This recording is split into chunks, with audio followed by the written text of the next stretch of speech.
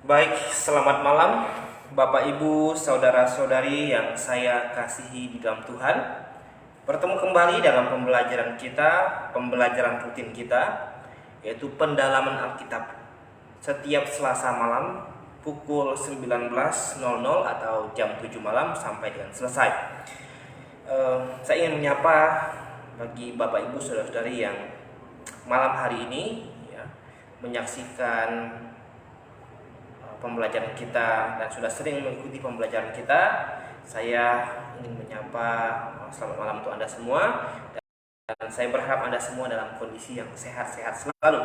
Dan Bapak Ibu sekalian yang saya kasih Tuhan, kita patut mengucap syukur jika malam hari ini cuaca secara khusus di Kota Depok sangat cerah, dan hal itu tentu sangat menguntungkan bagi saya, terutama yang akan menyampaikan firman Tuhan ini, sehingga tidak ada gangguan cuaca, sehingga bisa berjalan dengan baik.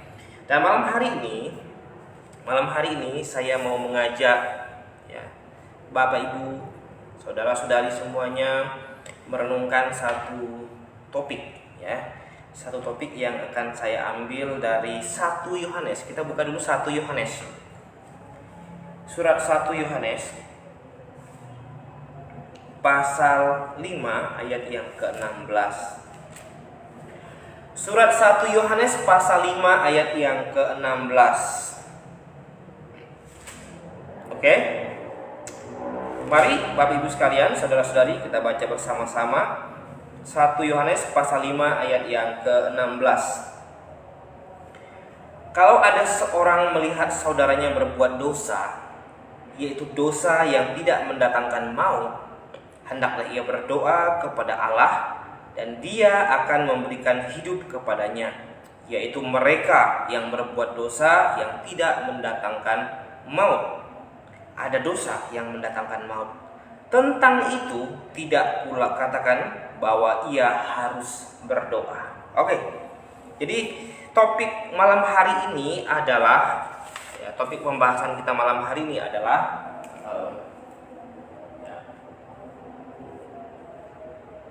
dosa yang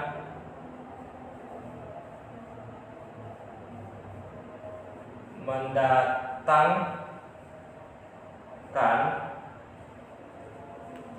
maut. Oke. Jadi topik pembahasan kita malam hari ini ialah mengenai dosa yang mendatangkan maut. Dosa yang mendatangkan maut, Nah, Bapak Ibu sekalian yang saya kasihi di dalam Tuhan, saya yakin Anda sudah sering membaca 1 Yohanes pasal 5 ayat 16 ini. Terutama bagi Anda yang sering membaca kitab secara reguler, pasti Anda sering membaca 1 Yohanes pasal 5 ayat 16. Di dalam 1 Yohanes pasal 5 ayat 16 disebutkan dua kategori jenis dosa, golongan dosa. Yang pertama, dosa yang tidak mendatangkan maut, dan dosa yang mendatangkan maut. Nah, yang akan kita bahas malam hari ini adalah mengenai dosa yang mendatangkan maut. Lalu bagaimana dengan dosa yang tidak mendatangkan maut? Berarti selain dosa yang mendatangkan maut ini, maka sisanya adalah dosa yang tidak mendatangkan maut. Nah, sebelum kita membahas lebih jauh tentang dosa yang mendatangkan maut ini, Bapak Ibu sekalian yang saya kasihi, yang Tuhan kasihi, kita harus tahu dulu apa itu pengertian dosa. Apa itu dosa? Oke, untuk mengetahui apa itu dosa, pertama kita akan membuka di 1 Yohanes pasal 3 ayat yang keempat. 1 Yohanes pasal 3 ayat yang keempat. 1 Yohanes pasal 3 ayat yang keempat. Mari kita baca bersama-sama kembali. 1 Yohanes pasal 3 ayat 4, setiap orang yang berbuat dosa melanggar juga hukum Allah, sebab dosa ialah pelanggaran hukum Allah. Nah, di dalam 1 Yohanes pasal 3 ayat 4 ini kita diberitahu mengenai pengertian dosa itu. Bahwa dosa katanya adalah pelanggaran terhadap hukum Allah. Yang menjadi pertanyaannya adalah, apa itu? Yang mana yang merupakan hukum Allah itu? Bapak Ibu sekalian yang disayangkan Tuhan, Alkitab yang ada di tangan kita ini adalah hukum Allah.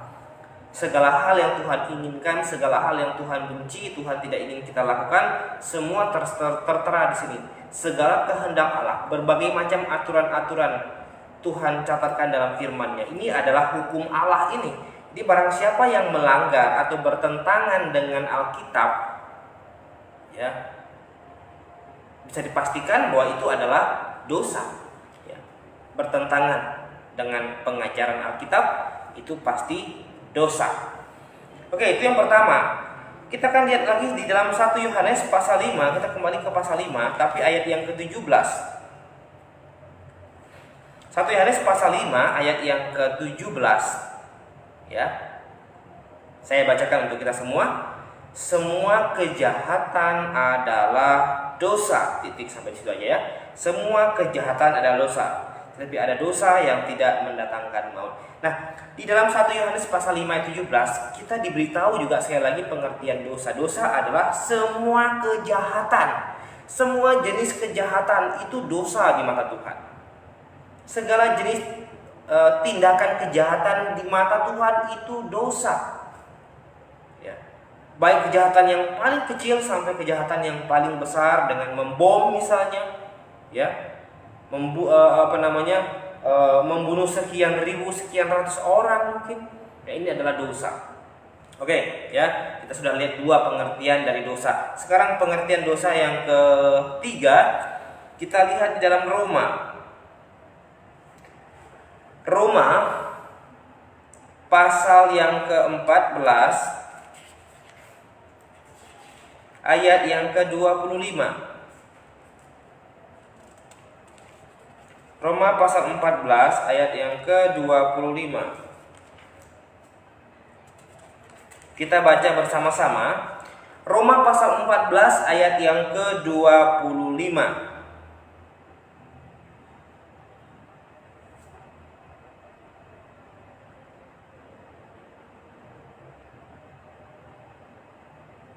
Sorry, bukan 25 tapi 23 ya. Maaf saya salah. Roma pasal 14 ayat 23 maksudnya. Roma pasal 14 ayat 23, mari kita baca bersama-sama. Tetapi barang siapa yang bimbang, kalau ia makan, ia telah dihukum karena ia tidak melakukannya berdasarkan iman. Dan segala sesuatu yang tidak berdasarkan iman adalah dosa. Jadi Bapak Ibu sekalian yang saya kasih Tuhan. Jadi di dalam Roma pasal 14 ayat 23 ini lagi-lagi kita diberitahukan tentang apa itu dosa. Dosa adalah segala sesuatu yang tidak berdasarkan iman. Tentu ini iman yang benar ya. Ada banyak iman di muka bumi ini, tapi iman yang benar adalah iman yang lahir dari pengajaran Alkitab yang Alkitabiah. Itulah iman yang benar. Nah, segala sesuatu yang bertentangan dengan iman yang sesuai dengan Alkitab, yang Alkitabiah, maka itu adalah dosa. Itu artinya kita beriman kepada sesuatu yang salah, atau kita beriman kepada iman yang lain, tentu yang iman yang tidak sesuai dengan pengajaran Alkitab. Oke, jadi ada 3 ayat dalam Alkitab yang memberitahukan kita tentang pengertian dosa. Saya ulangi, dalam 1 Yohanes pasal 3 ayat 4 berkata bahwa dosa itu adalah pelanggaran terhadap hukum Allah, pelanggaran terhadap firman Tuhan. Ya. Pertentangan terhadap firman Tuhan itu adalah dosa. Ya. Di dalam 1 Yohanes pasal 5 ayat 17, dosa itu apa? Dosa adalah segala jenis kejahatan. Itu adalah dosa. Ya. Segala jenis kejahatan. Artinya tidak ada kejahatan apapun namanya itu yang ditoleransi oleh Tuhan. Semua jenis kejahatan adalah dosa. Kemudian Roma pasal 14 ayat 23. Di sini dikatakan bahwa segala sesuatu yang tidak berdasarkan iman atau segala sesuatu yang tidak sesuai dengan iman yang lahir dari pengajaran Alkitab itu adalah dosa. Nah, dari ketiga ayat ini kita dapat simpulkan bahwa dosa adalah pelanggaran terhadap hukum Allah, segala jenis kejahatan, dan iman yang melenceng dari Alkitab ini adalah dosa. Bapak Ibu sekalian yang saya kasih Tuhan, ya. Jadi inilah yang disebut dengan atau pengertian dosa. Jadi silakan Bapak Ibu sekalian mencatat ayat-ayat yang penting ini, Anda tandai di dalam Alkitab Anda, sehingga ketika suatu hari ada orang yang bertanya apa sih itu dosa, Anda bisa memberikan ketiga jawaban yang terdapat dalam Alkitab ini. Yang pertama adalah pelanggaran terhadap hukum Allah, pelanggaran terhadap Alkitab. Mengajarkan sesuatu yang bertentangan dengan Alkitab itu dosa. Yang kedua, ya, semua jenis kejahatan itu juga dosa. Kejahatan tidak mendapat tempat sedikit pun di hadapan Tuhan. Kemudian yang ketiga adalah percaya kepada iman yang berbeda daripada iman yang ada di dalam Alkitab, itu juga adalah dosa. Jadi Allah mau kita mengimani sesuatu yang benar, yang sesuai dengan panduan Alkitab. Mari kita cek iman kita. Apa yang kita percaya? Iman itu kan apa yang kita percayai. Itulah iman Anda. Iman kita semua, iman yang harus berdasarkan dengan firman Tuhan, yaitu Alkitab. Oke, kalau kita sudah mengetahui apa itu pengertian dosa, maka kita akan masuk ke dalam topik utama kita, ya, dosa yang mendatangkan maut. Kenapa saya tertarik membahas dosa ini? Karena ada dosa yang tidak mendatangkan maut. Nah, untuk dosa yang tidak mendatangkan maut itu, coba kita kembali dalam 1 Yohanes tadi ya. 1 Yohanes pasal 5 tadi. Oke, ayat yang ke-16. Kalau ada seorang melihat saudaranya berbuat dosa, yaitu dosa yang tidak mendatangkan maut, hendaklah ia berdoa kepada Allah dan Dia akan memberikan hidup kepadanya, yaitu mereka yang berbuat dosa yang tidak mendatangkan maut. Bapak Ibu sekalian yang saya kasihi di dalam Tuhan, kita ini manusia. Kita hidup menggunakan daging. Sesuai dengan Roma pasal 3 ayat 10, tidak ada yang benar, satu orang pun tidak. Artinya tidak ada manusia yang tidak pernah melakukan dosa, atau tidak ada manusia yang tidak bisa melakukan dosa, atau tidak ada manusia yang tidak bisa jatuh ke dalam dosa. Kenapa? Karena kita masih menggunakan tubuh jasmani yang sangat lemah. Artinya setiap hari kita bisa berjatuh ke dalam dosa. Dan kalau yang dosa yang kita lakukan itu adalah dosa yang tidak mendatangkan maut, ada kesempatan kita untuk dipulihkan. Ada kesempatan kita untuk diampuni oleh Tuhan. Dan kalau kita melihat ada teman, saudara, keluarga, orang-orang yang kita kasihi melakukan suatu hal yang bertentangan dengan pengajaran firman Tuhan. Ada kita mendengar saudara kita yang Kristen lainnya mengajarkan sesuatu yang berbeda dengan Alkitab. Itu sudah dosa. Kita sebagai orang yang tahu itu salah, alangkah baiknya kita jangan diam saja, tetapi kita berusaha untuk menegurnya, memberitahukannya, mengingatkannya bahwa apa yang dia ajarkan itu bertentangan dan tidak sesuai dengan firman Tuhan. Kalau kita melihat ada saudara kita sesama Kristen yang melakukan sesuatu yang tidak berkenan di hadapan Tuhan, adalah baiknya kalau kita menegurnya, menasehatinya demi kebaikannya. Ya. Karena harapan kita, mereka yang melakukan dosa-dosa yang tidak mendatangkan maut ini, mereka bisa berubah, bertobat, berbalik kemudian percaya. Tetapi khusus dosa yang mendatangkan maut ini, Tuhan bilang dalam ayat 16 tadi, untuk dosa yang jenis ini, aku tidak sarankan kamu untuk berdoa kepadanya. Berdoa kepada untuk orang yang melakukan dosa itu. Ya, mengapa? Mengapa? Jawabannya adalah karena seberapa kuat pun kita berdoa, seberapa serius pun kita berdoa, dosa yang mendatangkan maut itu tidak bisa diampuni lagi. Ya, jadi apa itu dosa yang mendatangkan maut? Kita harus tahu dulu apa pengertian dosa yang mendatangkan maut. Jadi dosa yang mendatangkan maut adalah dosa, ada suatu perbuatan yang tidak benar di hadapan Tuhan, yang jahat di hadapan Tuhan, ya, yang tidak mendapatkan kesempatan kedua di hadapan Allah untuk mendapat pengampunan. Itulah dosa yang mendatangkan maut. Makanya kalau sekuat apapun kita berdoa untuk saudara kita yang melakukan dosa ini, tidak ada gunanya. Sebab dosa ini sudah diputuskan oleh Tuhan, tidak bisa diampuni lagi. Nah, bagi sekalian yang sayang sama Tuhan, oleh sebab itu perlu berhati-hati, perlu berwaspada. Jangan sampai kita melakukan dosa yang mendatangkan maut itu. Karena apa? Karena tidak ada ampun bagi mereka yang melakukan dosa itu. Ya. Dengan kata lain, dosa yang satu ini atau dosa yang mendatangkan maut ini adalah dosa yang sangat besar, ya, dosa yang sangat berat di mata Tuhan, sehingga tergolong pelanggaran yang tidak mendapat ampunan sama sekali.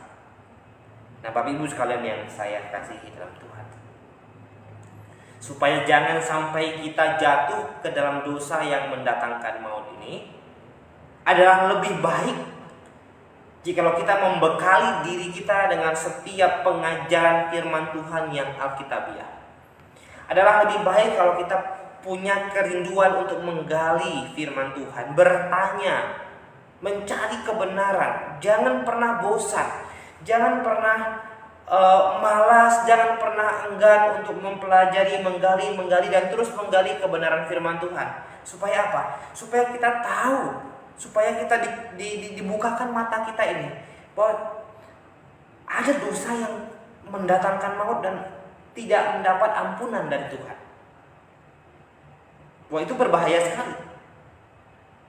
Artinya orang yang melakukan dosa ini, kalau dia mati, maka tempatnya adalah di neraka. Tempatnya adalah di neraka. Penghukuman kekal. Penghukuman kekal untuk selama-lamanya. Tidak bisa kita bayangkan tempat yang begitu mengerikan. Kalau dalam Injil digambarkan katanya apinya tidak bisa padam, ulatnya tidak bisa mati. Ya. Kalau kita bicara api, ya, api sekecil apapun kalau menyentuh kulit kita itu betapa sakitnya rasanya. Bayangkan ini adalah api supranatural yang Tuhan ciptakan, Tuhan khususkan untuk menghukum orang-orang yang jahat di mata Tuhan. Ya, betapa sakitnya. Makanya disebut sebagai api kekal, api penghukuman kekal.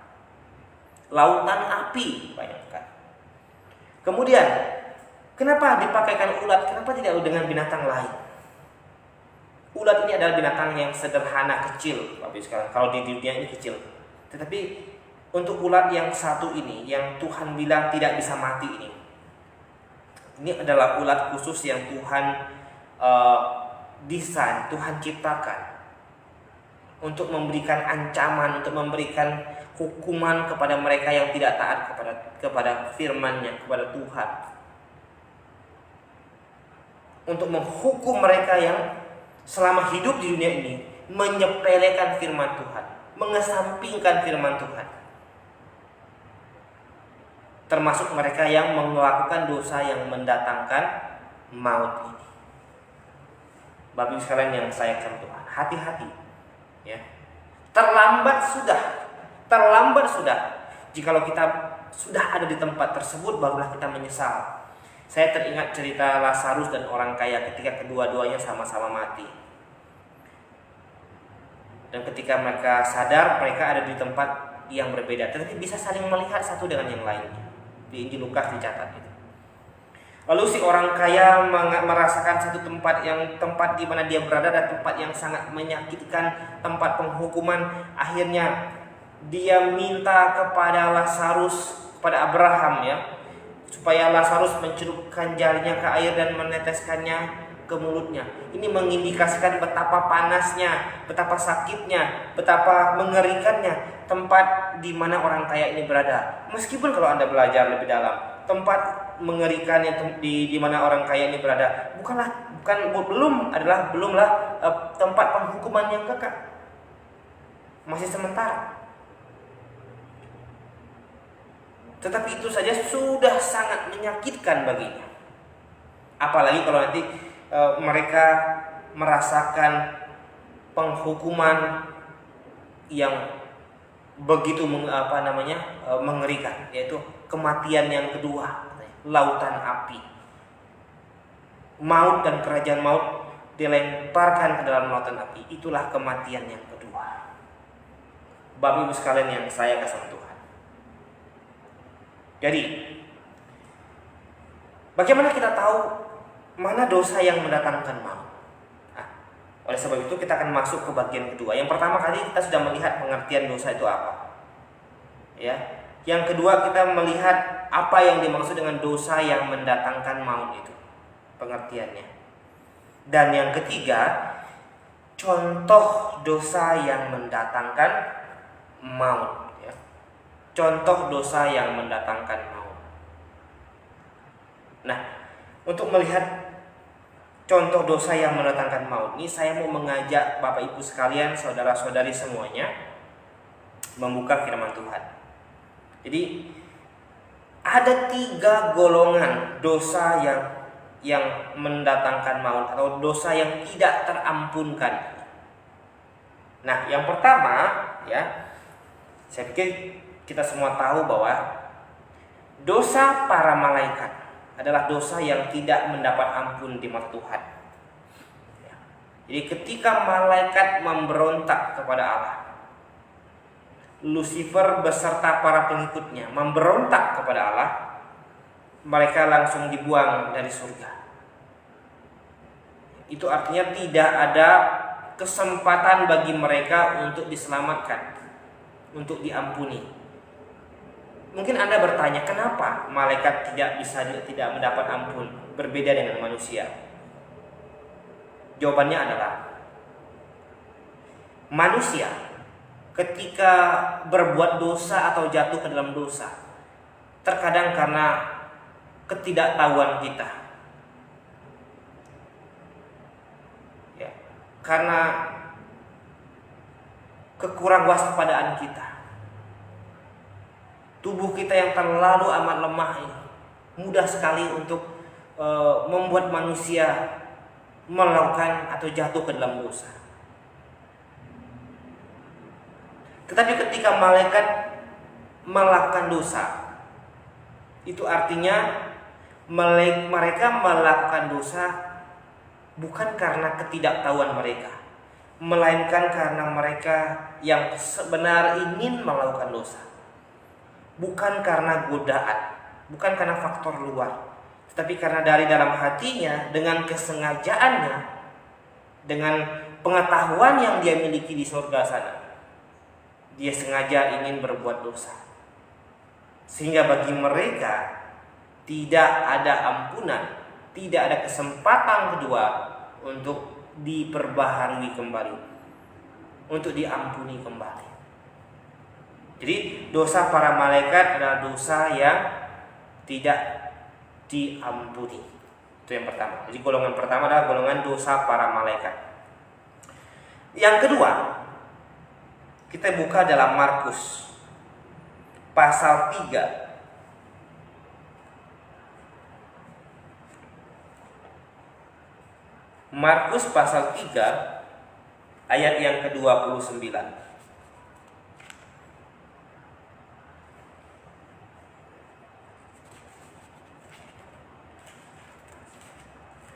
Markus pasal 3 ayat yang ke-29. Oke, kalau sudah temu kita baca sama-sama.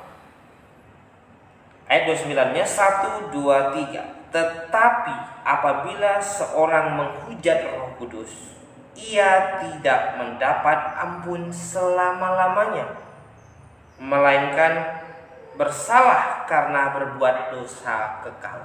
Oke? Menghujat Roh Kudus adalah contoh dosa kedua. Disebut sebagai dosa kekal, dosa yang tidak diampuni, alias dosa yang mendatangkan maut. Dosa menghujat Roh Kudus, ya. Kemudian kita bandingkan dalam Lukas pasal 12. Oke. Lukas pasal 12 ayat yang ke-10. Lukas pasal 12 ayat yang ke-10.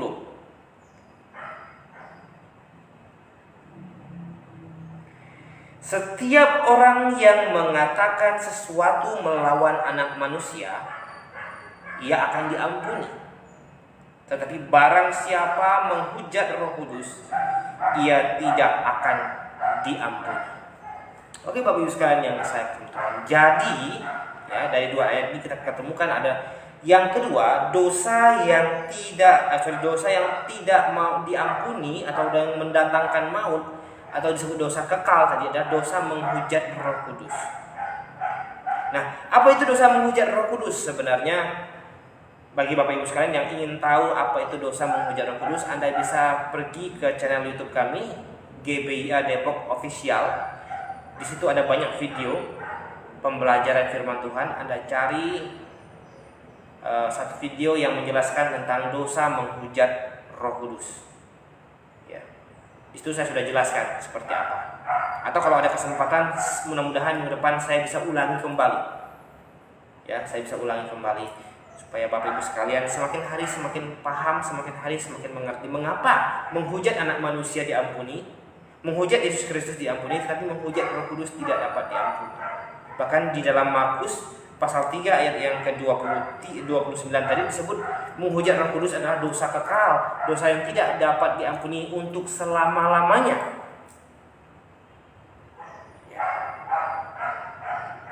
Oke, sebelumnya saya minta maaf untuk Bapak Ibu saudara-saudari yang menyaksikan live streaming via YouTube. Kelihatannya ada ketidakstabilan sinyal di sini ya. Saya bingung juga, pada malam hari ini cuaca sangat cerah, tetapi ada gangguan sinyal yang membuat Anda mungkin harus menontonnya secara patah-patah atau suara saya mungkin tidak begitu lancar. Saya mohon maaf. Kalau sekiranya nanti ternyata hasilnya buruk, saya akan upload ulang kembali ya, yang lebih bagus supaya bisa disaksikan ulang oleh Bapak Ibu sekalian semuanya. Oke ya. Jadi dosa yang pertama adalah dosa malaikat, dosa yang tidak dapat diampuni. Mereka tidak dapat ampunan, tidak ada kesempatan kedua untuk berubah, untuk berbalik ya. Jadi mereka sudah pasti siap untuk dihukum selama-lamanya. Itu dosa malaikat. Yang kedua, dosa menghujat Roh Kudus.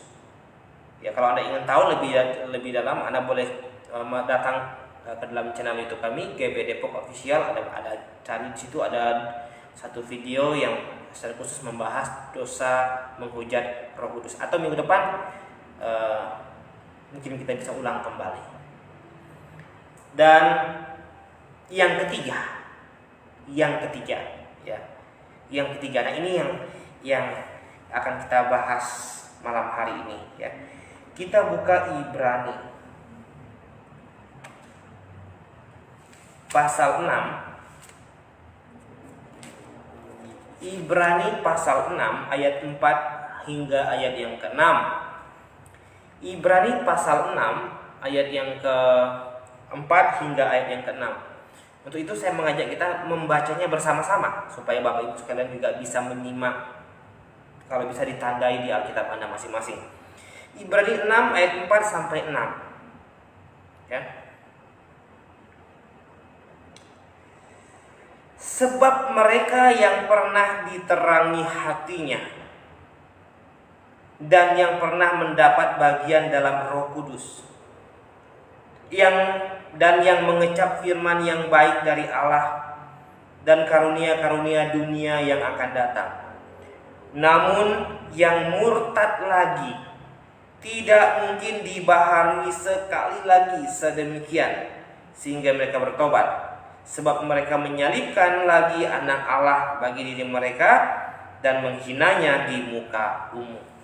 Nah, dosa yang ketiga ya, yang tidak mendapat ampunan dari Tuhan jikalau dosa ini dilakukan adalah dosa murtad. Dosa murtad. Nah, apa itu murtad? Tadi ciri-cirinya adalah, ciri-ciri dari dosa murtad itu adalah orang yang bisa melakukan dosa murtad adalah orang yang pernah mengecap karunia surgawi, yang pernah mendapat bagian dalam Roh Kudus. Artinya ini orang sebelumnya sudah sungguh-sungguh lahir baru. Karena kapan Roh Kudus itu ada dalam diri seseorang? Pada saat orang itu percaya, bertobat percaya. Jadi bukan pada saat ditumpangin tangan oleh pendeta, enggak, itu salah gitu ya. Jadi pendeta saya tidak berhak untuk memasukkan Roh Kudus ke dalam diri seseorang. Lalu bagaimana Roh Kudus itu bisa masuk ke dalam diri seseorang? Nah, jawabannya ada di dalam Efesus. Ya. Efesus pasal 1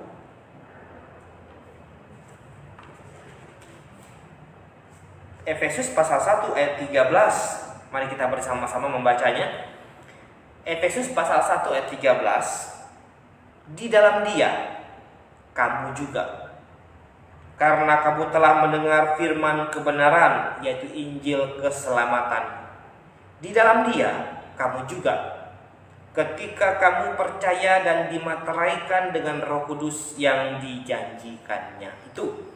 Jadi di dalam Efesus pasal 1 ayat 13 dipaparkan di sini bahwa ada kronologinya, tahap-tahapannya bagaimana Roh Kudus bisa tinggal di dalam hati setiap orang yang sudah percaya. Ialah pertama, ketika firman kebenaran disampaikan kepadanya, Injil keselamatan disampaikan kepadanya. Apa itu Injil keselamatan? Bahwa Yesus Kristus ya telah mati menanggung segala dosa manusia. Dari dosa manusia yang pertama sampai dengan dosa manusia yang terakhir, semua ditanggung oleh Tuhan Yesus. Semuanya.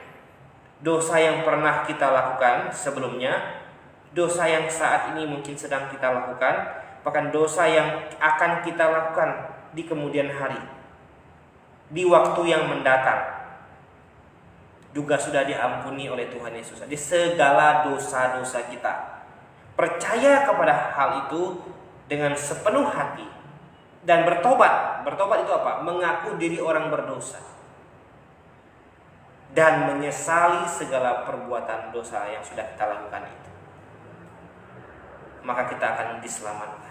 Ya, ketika disampaikan Injil keselamatan, kemudian orang percaya kepada Injil keselamatan itu. Nah, pada saat dia percaya itulah Allah memateraikan Roh Kudus di dalam dirinya, di dalam hatinya. Roh Kudus dimateraikan. Materai itu artinya tanda milik. Berarti ketika orang sudah sungguh-sungguh bertobat dan percaya dengan sepenuh hati, pada saat itu juga Roh Kudus diberikan kepadanya dan dia resmi menjadi milik Allah, bukan lagi menjadi milik iblis. Dulu milik iblis, ketika bertobat sekarang sedang beralih menjadi milik Allah. Hidupnya adalah hidupnya miliknya Allah. Jadi Roh Kudus datang tinggal di hati setiap orang yang sudah percaya. Ketika orang tersebut mendengar Injil keselamatan dan menerima Injil keselamatan di dalam hatinya dan percaya, barulah Roh Kudus tinggal di hatinya. Jadi Roh Kudus tidak datang lewat penumpangan tangan, apalagi lewat ibadah macam-macam ibadah pengurapan dan sebagainya, tidak. Ya. Roh Kudus ada dalam hati setiap orang percaya pada saat dia percaya kepada Injil keselamatan. Oke? Nah, artinya orang yang bisa murtad ini adalah orang yang sebelumnya situasinya, posisinya dia adalah orang yang sudah sungguh-sungguh percaya. Bukan yang Kristen saja. Jadi Kristen itu tidak sama dengan percaya. Jadi jangan salah persepsi bahwa kalau punya status Kristen sudah pasti selamat. No, itu persepsi yang salah. Kalau yang namanya selamat adalah orang yang sudah sungguh-sungguh menyatakan imannya, percaya kepada Yesus Kristus sebagai Tuhan dan Juru Selamatnya dalam hatinya, dia sudah diselamatkan. Nah, suatu hari murtad karena banyak faktor mungkin yang bisa mengakibatkannya. Dia salah satunya ekonomi atau pasangan.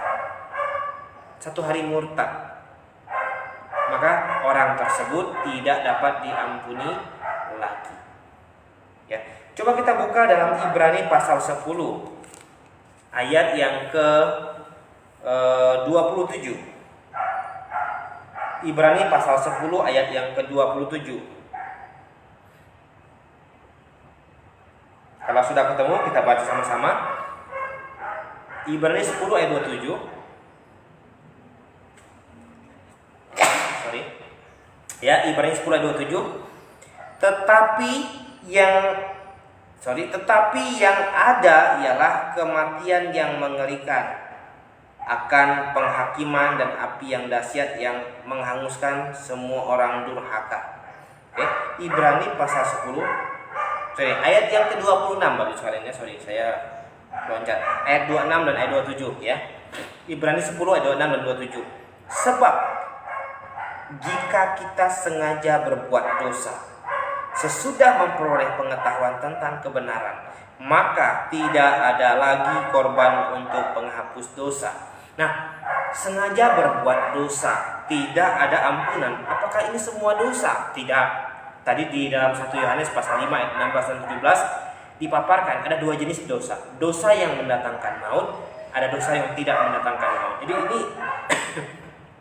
ayat 26 ini tidak berbicara kepada dosa secara general, tapi ini mengacu kepada dosa yang mana? Dosa murtad tadi yang ada di pasal 6 ayat 4 sampai 6 tadi. Jadi sengaja berbuat dosa murtad ini maka tidak ada ampunan lagi. Ya. Karena kalau perhatikan ayat 26, jika kita sengaja berbuat dosa, sesudah memperoleh pengetahuan tentang kebenaran. Nanti gini, setelah kita diselamatkan, setelah kita mengerti mana yang benar sesuai dengan firman Tuhan, lalu suatu hari sengaja murtad. Ya, sengaja murtad. Artinya sebelumnya posisi kita sudah diselamatkan. Posisi kita adalah orang yang sudah sungguh-sungguh percaya. Kemudian karena faktor yang ada banyak faktor mungkin yang mengakibatkan akhirnya suatu hari murtad, makanya katanya ayat 6 itu maka tidak ada lagi korban untuk menghapus dosa. Jadi ini bukan dosa melakukan dosa secara general Bapak sekalian. Sekali lagi ada dosa yang mendatangkan maut, ada dosa yang tidak mendatangkan maut. Nah, dosa yang tidak mendatangkan maut itu tidak membuat artinya orang tersebut masih bisa diampuni. Sementara dosa yang mendatangkan maut ini tidak bisa diampuni dosanya. Nah, yang dimaksud dalam ayat 26 ini adalah dosa yang mendatangkan maut, yaitu dosa apa? Murtad di dalam Ibrani pasal 6 tadi. Nah, kemudian ayat yang ke 35, ayat 35-nya. Apa itu dosa murtad? Nah, murtad mungkin banyak yang awam dengan istilah murtad. Jawabannya ada di ayat 35. Pasal 10 ayat 35, Ibrani 10 ayat 35. Ini jawabannya. Apa itu murtad ya? Sebab itu janganlah kamu melepaskan kepercayaanmu karena besar upah yang menantinya. Jadi murtad itu apa? Murtad itu sama dengan sekarang saya percaya Yesus Kristus sebagai Tuhan dan Juru Selamat pribadi saya. Lalu karena faktor duniawi, karena faktor pasangan hidup, karena faktor jabatan, karena faktor penghidupan, ekonomi, dan banyak faktor-faktor yang lainnya. Akhirnya saya memutuskan untuk melepaskan apa katanya? Melepaskan kepercayaan saya yang semula dari Yesus Kristus dan berpindah percaya kepada pribadi yang lain. Itulah yang disebut dengan murtad atau meninggalkan kepercayaan yang benar menuju kepada kepercayaan yang salah. Itu yang disebut dengan murtad. Pak, apakah kalau ada orang Kristen pindah agama itu sudah disebut murtad? Belum tentu. Karena tidak semua orang Kristen pasti lahir baru. Tidak semua orang Kristen pasti sudah diselamatkan. Jadi ketika dia pindah agama, sebenarnya dia pindah mana memang belum mengerti apa-apa. Tetapi orang yang sudah mengimani, menyelami betapa besarnya kasih karunia Tuhan ke dalam hidupnya, terutama keselamatan jiwa yang Tuhan berikan, dia akan berpikir 1000 kali untuk meninggalkan iman yang benar, apalagi berpindah kepada iman yang salah yang tidak bisa memberikan jaminan keselamatan. Di dalam kekristenanlah yang berani memberikan jaminan itu. Akulah jalan, kata Yesus bilang, dan kebenaran dan hidup. Tidak ada seorang pun yang datang kepada Bapa kalau tidak melaluinya, kalau tidak melalui Yesus Kristus. Ya. Bahkan dikatakan lagi dalam bagian firman Tuhan lain bahwa di bawah kolong langit ini tidak ada satu nama pun yang olehnya kita bisa diselamatkan selain dari nama Yesus Kristus. Nah, Bapak Ibu sekalian yang saya kasih Tuhan. Jadi siapa yang bisa melakukan dosa murtad ini adalah mereka yang sebelumnya sudah sungguh-sungguh bertobat dan percaya. Nah, siapa yang tahu kalau seseorang itu sudah sungguh-sungguh bertobat dan percaya? Kita tidak punya alat untuk mendeteksi hati seseorang. Tapi yang paling tahu apakah orang tersebut sudah sungguh-sungguh bertobat dan percaya adalah dirinya sendiri dan Tuhan. Kita paling hanya bisa melihat track recordnya saja, perjalanan hidupnya saja. Ya, kalau kita melihat ada hamba Tuhan pindah keyakinan, saya berdoa mudah-mudahan dia belum sungguh-sungguh diselamatkan, karena titel hamba Tuhan itu belum tentu sungguh-sungguh lahir baru, Bapak Ibu sekalian. Ya. Karena kalau sungguh-sungguh lahir baru, kita perhatikan bagaimana rasul-rasul mereka rela mempertaruhkan nyawanya demi sesuatu yang benar, demi sesuatu yang benar, yang alkitabiah.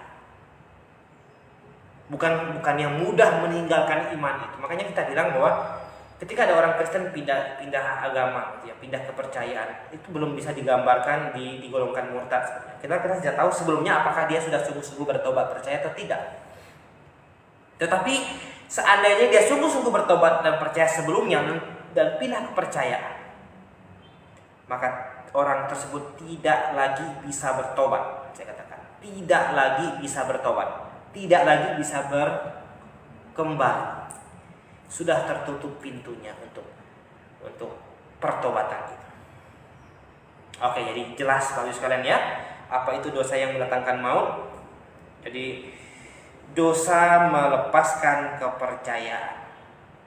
Dosa melepaskan kepercayaan. Dosa murtad namanya.